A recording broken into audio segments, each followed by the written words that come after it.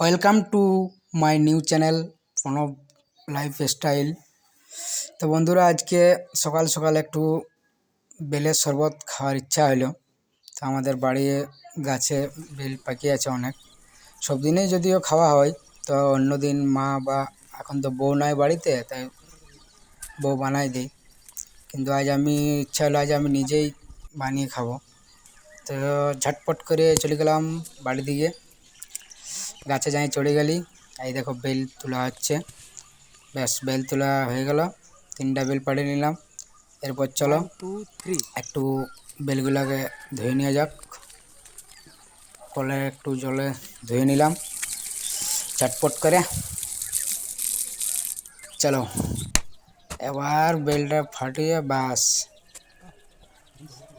জল নিয়ে মাংস খোসা থেকে ছাড়িয়ে শরবত বানানো হচ্ছে। এই গরমে বেলের শরবত খাওয়া একটু যদি খুবই ভালো, কারণ পেটের দিক দিয়েও ভালো, শরীরকেও ঠান্ডা রাখে। দেখো একদম দারুণ, একদম কি সুন্দর কালার। এই দেখো, ভালো করে একটু মিশিয়ে নিতে হবে, তাহলে একটু টেস্টি হবে। কারণ বাস এবারে মারি দাও। বন্ধুরা, খাবে নাকি একটু? যদি তোমাদের বেলের শরবত ভালো লাগে তো ভিডিওটাতে লাইক করে দিও আর শেয়ার